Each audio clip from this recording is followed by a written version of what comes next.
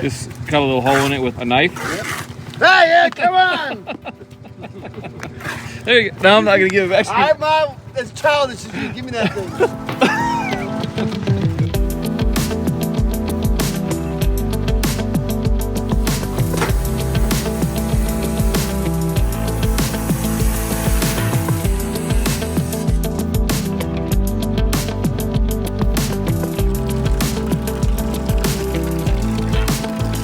Well, it's time to start laying the foundation. We got a few things we need to do before we're ready.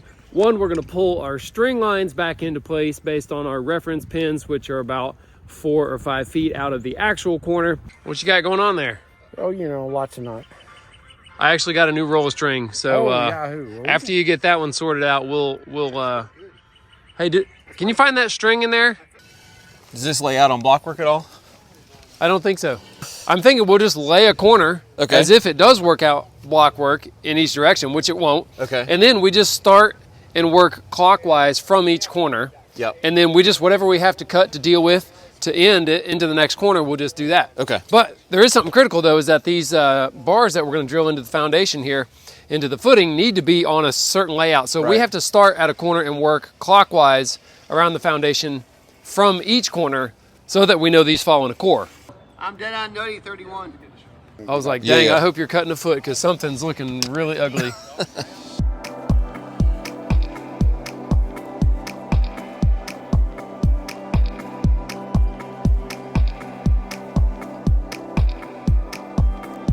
.45 6 3/4. I think 45 7 1/8 was our desired.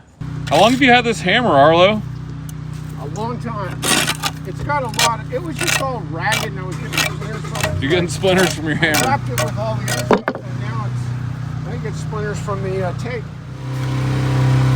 What do you think? I think it's too sandy.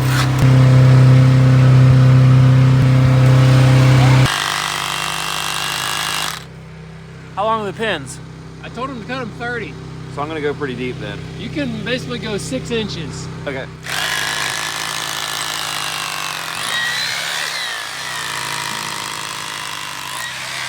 Oh, your tire's flat there, Gilligan. Oh, gosh, great. It's always good to have a biker on your crew.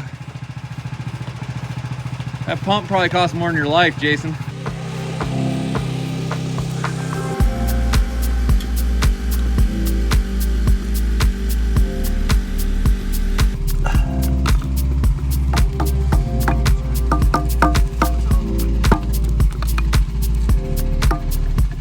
The best tip I can give you for laying these corners is to sight down the corner like I'm doing right here as you're laying it, and the side, so that when you let go of it, it's already pretty level and you don't have to do a lot of tapping on it.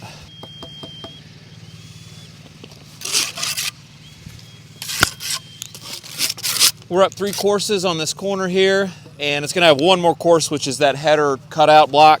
I'm gonna check now that I'm at 24 inches off the footing, which I am. That's great. That's what I'm shooting for. So we're gonna go do the other corner so we can hook string blocks.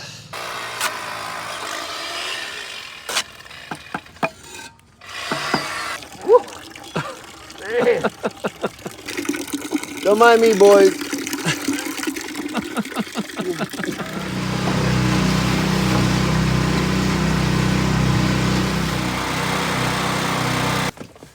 How you feeling, Bubba? Good. Okay. If you need to throw up again, make sure you open the door, okay? All right. Love you.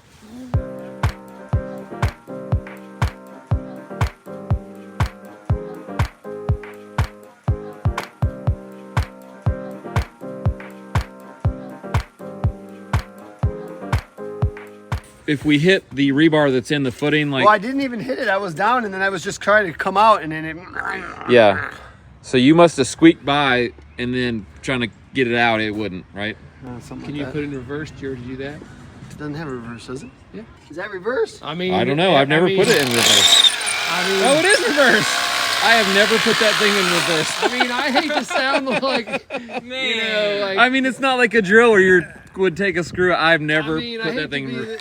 the guy that just says put it in reverse, but I mean. Whenever we have a question, we need to ask both of them. Yeah, at the same time. No, I don't know. I'm just going to ask Arlo. This chalk line we got down here on the footing is really nice for getting this mud lined up. It's harder than you think. Like if you don't have something to reference and you're just looking at this, I've gotten way off because I don't do this every day. And I'm paying attention to whether I'm high or low on this string line. You know, coming up to this, if I'm hitting low, I'll lay more mud. If I'm having to really force the block down, I won't lay much mud, and that makes it less of a struggle. So we'll go and mud some ends here. So I'm just gonna roughly stick these. And this will all be under grade, so they don't have to be perfect. Probably don't see many block masons wearing a whole tool belt, but that's what I'm doing. Probably the biggest thing I struggled with when we started doing our own block work was trying to get each block too perfect, like too level and like too exact on the string line, when really what matters is that when you get to the top course is flat and square. All these other ones, you know, not that they don't matter, but it could just take you forever if every block was absolute precision. And for that reason, the first basement I laid was on my own house I was building for myself. It probably took me an entire day to lay a couple corners.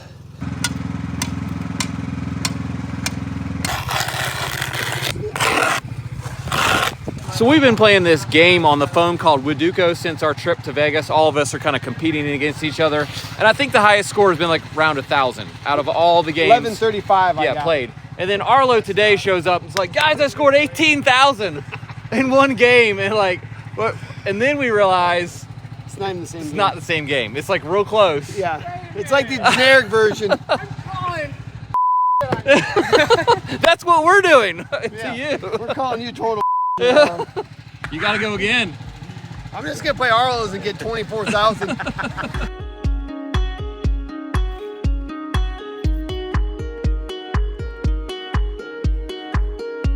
When you're pulling these string lines, you really got to pull it tighter than you think is going to be comfortable. And the reason is if it has a sag because it's not tight enough, then you're going to lay your block to that line that's sagging, and your building will have a sag, your wall, your floor, your roof, everything.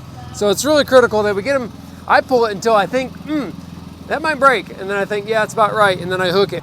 Ooh, that made a pretty big improvement there. I don't know if I should press my luck and go for another wrap. What do you think? No. I mean, it would hurt if I let it go and it hit you, that's for sure. Grayson's finally emerged here. How you feeling? Done throwing up in my truck? Yeah, maybe on the way home. Yeah. Mom's out of town with work, so this is what happens. Something's telling me that Jamie went that way. Maybe we'll get like some saltine crackers or something. Arlo's gonna be back in just a minute. He said there better be mud on his mud board when he gets here. Yes, sir. Wow. Are we ready? Here he is. Oh, better hurry. The Astro van's back. Ray's going around and checking each of our corners right now because we still have one course of block to go. So if to this point we still don't have all 4 of these corners level, we got one last shot, and that's this final course of block. We could lay each corner with a little bit less or more mud to completely level it out. Not that it really even matters if we're within like a 1/4 inch or something, but why not? So this one's a little low. Okay, so we can build this one up slightly, smush that one down a little tighter. Topping out this corner with the final course of block, which this is gonna be the final course, but on each corner we're gonna lay a regular block like that so that we don't end up with this open hole right here the way these would meet up. You have this hole that you have to then like form up with something to keep the concrete from pouring out. So we're just gonna do these, and then we'll cut the inside out to sort of match the rest of the block afterwards, and that's, I don't know, it's just a little easier. You're a professional. A little more, a little more, a little more. Still a little. I don't be working too hard here. Okay. Now we got it. That's one of the chef guys, I don't know.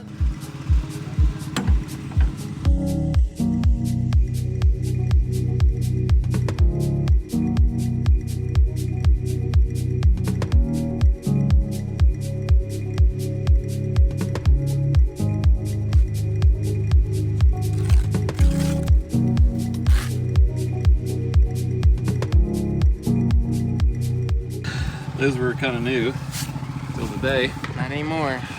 We've got just a couple more block to lay here, and that'll be it for the block work. We'll be back tomorrow to Stucco and figure out what we're gonna do for this entry and exit porches. They're gonna be slabs is what we thought, but now that we're looking at the elevation of the ground, maybe they're gonna be decks with composite decking. Let's take just a minute to thank the sponsor for today's video. And if you didn't know, these sponsors are what makes this whole YouTube thing possible for us, because it takes a lot of time. This video is brought to you by North One, and they're an online business banking and financial management platform, and they're designed to help American small businesses take control of their cash flow. And with North One, you never have to set foot inside a bank again. So with just your phone or your computer, you can send ACH, wire payments, make deposits, set aside budgets, and more. And you can also withdraw cash at over 2 million plus ATM locations. If I could give my young self any advice, it would be to get a business account sooner and not run anything through my personal account, because I've made mistakes in record keeping, and it also really limits your personal liability if you do that. So if you're a freelancer or just getting started, I'd highly recommend getting a business banking account. With that said, it only takes about 3 minutes to apply for a business account with North One, and then you're done. You'll even get your own physical and virtual North One card to start making purchases or payments for everyday business needs. North One also easily integrates with all my favorite platforms like QuickBooks and PayPal. North One customers pay only a flat fee of $10 a month. There's no hidden fees. That includes free ACH transfers, which most banks charge you a lot for, no overdraft fees, free deposits at over 800,000 locations, and access to over 2 million ATMs. And one of my favorite features that I love to use is their automatic budgeting tool called Envelopes. And these make planning for upcoming expenses like taxes, payroll, rent, and subscriptions a breeze, so you already have the money saved even if you weren't really thinking about it. I'd really recommend North One is a great way to easily manage your business finance needs. And right now, if you use the link down in our video description, you'll get a $10 credit on your first month when you open and fund a North One account. Hey, thanks again to North One. We really appreciate it. Let's get back to work.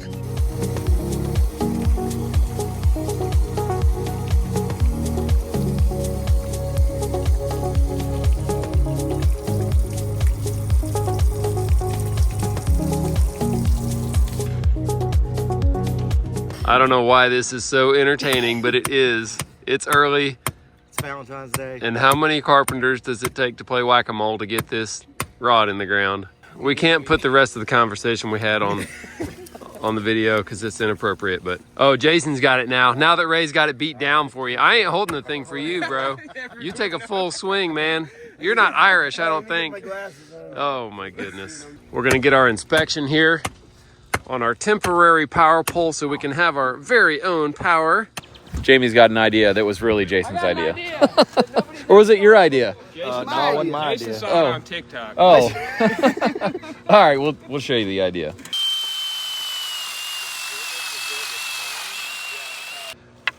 We're Okay, good. so now it won't move. I can only hold That's it the in ticket. and out, and you can hold it in and out. Go ahead now.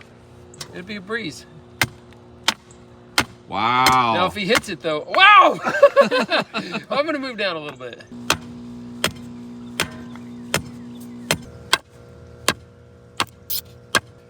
All right, leave a little stick out here for the inspector. All right, there you go, that's good. That worked really well. We could get one of those post things that there is a real tool for this.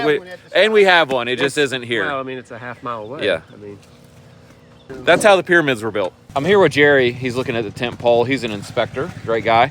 Our pole does not pass inspection right now because it has this plug on it here, which could be used to...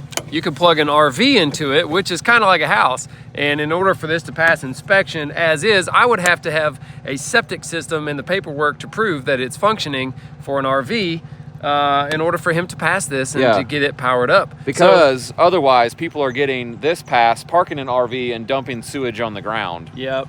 Instead of having it go into a septic system. So I kind of see how this is all working where that makes sense. That's right. Now, the reason it's on here is because the last time we had this pole during the job, after the pole was installed and inspected, we actually added this plug to power a well. Yes. Okay, And, it's all coming back now. That was the use. So, but it will not repass inspection. So we have some options. We can delete this and plug the hole right here, or we can actually exchange this for another standard 110 GFI and use it. Yeah. But we have to have that work done before the class. it's a It's a 220. 220, yeah. I believe. Well, at least there's a 220 breaker in there. That's Yeah. 30 amp breaker. I believe it is connected to that. So, oh well, now we know. So let's get it fixed and get this power on.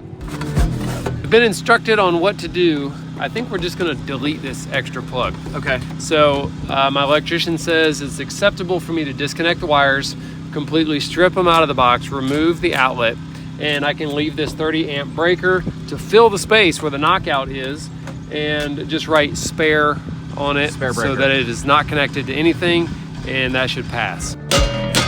We're planning on stuccoing our foundation this morning, and we're going to have to get a little more mortar. We're going to have to be careful too. The mortar on the block doesn't really set up like to full strength for like at least a week, I would say. Like right now, if you just kicked one of those blocks, Yeah. it would just go bye-bye.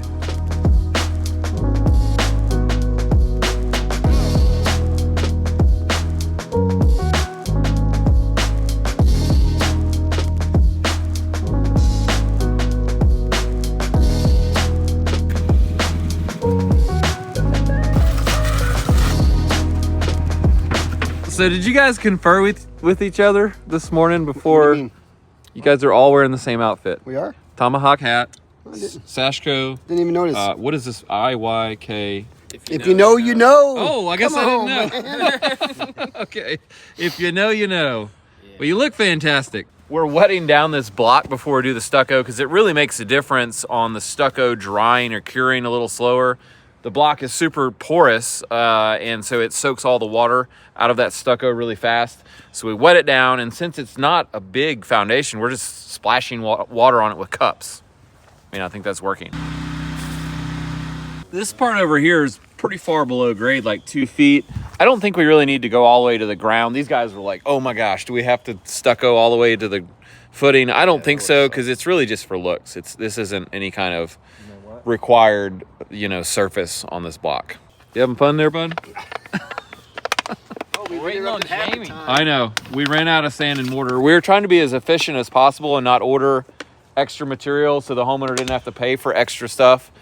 But now it's evened out because we've stood here for 30 minutes, and so Sorry, Cindy. that's what happened. Sorry, Cindy. He'll be back momentarily. Break time's over. Yes.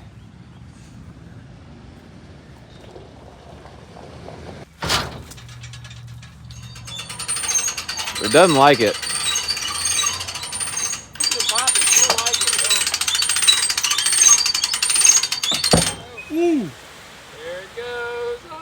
That was quite a bit heavier than our normal trash load. Yeah, why?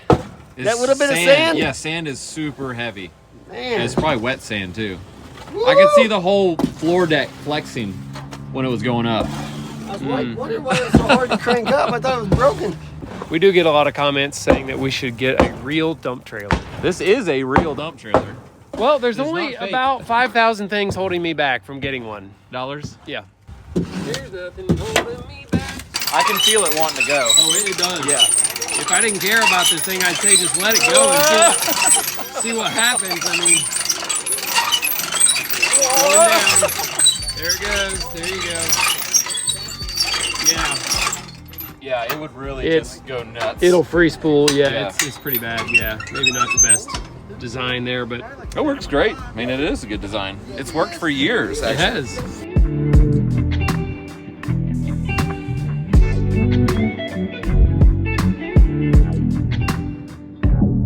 You go one way, it all piles up on this side, and then you smooth that out, and it piles back on this side.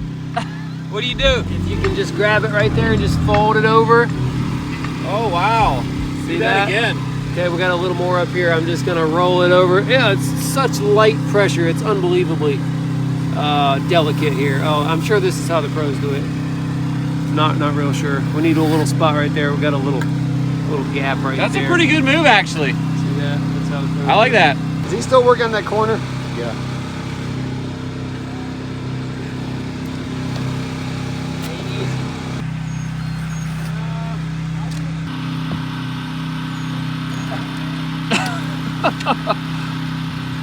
Just use it. Just use it all right there. It's no big deal. Just scoop it and use it. It's fine. I was just listening to the sound of the trowel going up the stucco there. And that'd be the sound of the trowel actually scraping the block. That means you got your stucco too thin, at least in my opinion. It's kind of like when you put cream cheese on a bagel, okay? And I've been trying to teach my wife this. She's really got it down now. If you hear the knife scraping the bagel when you're putting cream cheese on, that means you didn't put enough. 1/4 inch thick. That's what it's supposed to be, okay? So you really don't want to hear that scraping sound when you're doing stucco or when you're putting cream cheese on a bagel. I'm just noticing here on the plan, it calls for a 10-inch by 10-inch square column on the front porch, and that's not what we normally do, so we'll have to figure out something for that. I actually like the look of it though, so I think we're gonna have to wrap a 6x6 or maybe get a solid 8x8 or something bigger, I don't know, but I think we keep the look. Really, the drawings call for a patio slab out here on the front and on the back, but there are all these asterisks or stars on the plans. Basically, the whole plan is covered with these notes that say everything is to be determined by the builder on site or a structural engineer or a whoever. Basically saying that, yes, you can use this as a guideline, but you have to take in consideration the conditions on the job site. There's no way around that. So that's what we're doing right now, is we're making changes or adaptations based on what our site conditions are. This is the highest grade, the ground level outside the foundation here. And I just wanna, that's about right. If we use a 2x8 here for the decking, I think a 2x6 is all that's required. We've got probably 3 inches of clearance. I did check with the inspector and he said as long as it is not touching the ground, then it's acceptable, unless we use ground contact. But we do not want this deck to touch the ground, no matter what. We'll do whatever it takes to make sure it doesn't touch. If you're wondering, we're building this job as a cost-plus project for the owner. I'm not getting paid by the hour since I'm doing all this video stuff so much. I'm just here, but Jamie's keeping track, hopefully, of all the things we buy and all of our other man hours and such. How's it going so far? It's going great. Everything is being documented and all receipts will be provided to the homeowner, and we're gonna have a weekly meeting basically to see where the finances are and keep up. Okay, so that's a lot of work. We've not done this much. We've mostly done a fixed price type contract, which you potentially, I would say, have the possibility to make more money, but you also have the possibility to lose money, which doing it this way, you don't really have that possibility, even though probably won't make as good either. So it's just sort of a safer way. I don't know, we just decided to do this one this way and try it out. So we're doing it. Hey, thanks for checking out our video today. I hope you enjoyed it. Thanks for following along. If you're interested, there's things down in our description, links you can follow to buy tool belts we make, get awesome shirts that we sell in affiliation with Truewerk, and lots of other stuff. Thanks for being with us. We'll see you on the next one. How are you out here in a t-shirt? It's not a great idea. Let's go inside. You want to swap out with Jason on doing the smoothing out? I mean, I would, but I'm pretty sure he would lose if he had to do this. So. True story.